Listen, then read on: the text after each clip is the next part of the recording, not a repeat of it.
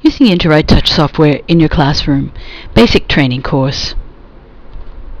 Using tools, magnifier, zoom, camera, searchlight, screen shade.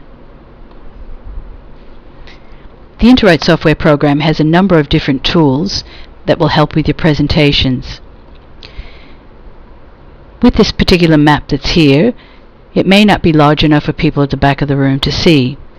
To enlarge it, you've got two different methods. The easiest is to go to the word View, go to Zoom, and bring it up to say 150%. You can then scroll across and you see that the detail is much more clear. If I wanted to, I could select a pen and I could trace a bus route or something on the screen. When I bring this back to View and Zoom and 100%, you'll see that that markings that I've made has stayed in place and is in proportion to the rest of the screen. The other option is to go to the magnifying glass at the bottom of the taskbar, click on this, and then drag a small text box over the screen, and this will enable you not only to view that part of the screen but also the rest of the screen as well. So everything that's there can be magnified. I find sometimes that with the magnifying glass, if the quality of the image isn't very good, it can tend to pixelate a bit, so just be careful of that and select the one that suits you best. To close it down, just hit the X that's here and also untick it from the taskbar as well. The camera can be used to capture pictures from the internet or blocks of text. When you click on the camera, this little window appears in the top corner. The very first one is the one that will crop a photo, so if you click on that, you'll see a crosshair form, and you can then just capture the part of the photo you wish. When you're happy, just tap on the screen and you'll see that there's the image that I've captured. If I want to save that image, I can go to the resource bank, go to My Library, add a category,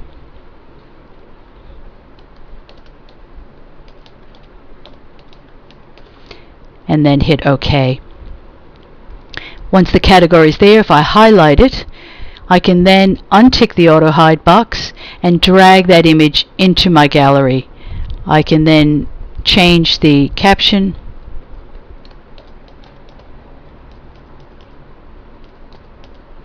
and save it. So the next time I want to use it, I can just click and drag it, and there it is. The image itself, you're not restricted to that size. You can still enlarge it if you wish to, or make it smaller. So you do have a few options there as well. Drag that into the bin. The second icon is to capture object, and what this does is capture everything inside the window mode frame. So if I click on this, what you'll see is a mini version of the screen. So this is handy if you do want to copy and paste this to a Word document or to an email and send it. This can also be saved by going to the resource bank and unticking the auto hide box and just dragging it into the space. I can edit the caption if I want as well.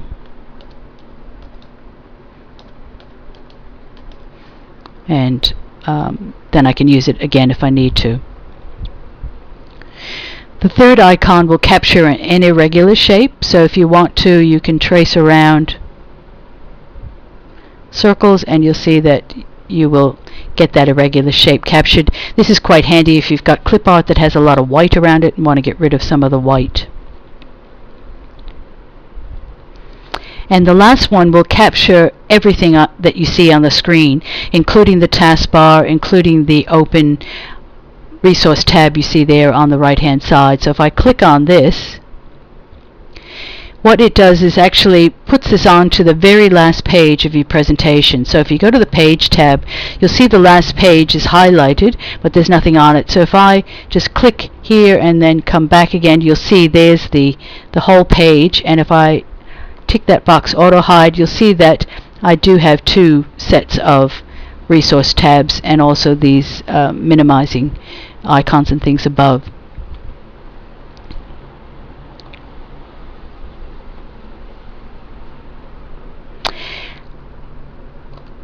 The searchlight will spotlight certain sections of your screen. So if you go to Tools and go to Searchlight, you'll see that this will enable you to view the screen portions just at a bit at a time. If you want to, you can change the flare shape,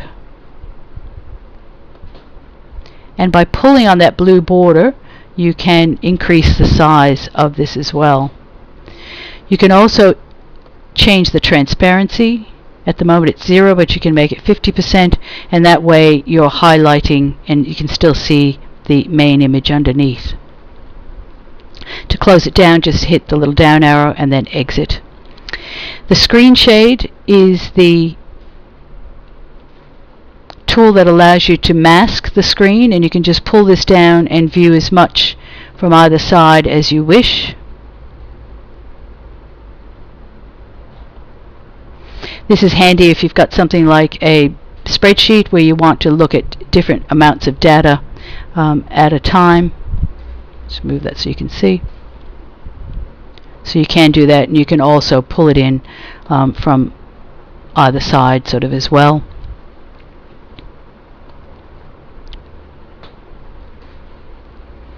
And for the last sort of example, it's a predicting sort of exercise. Students are given the answer and they need to find the question.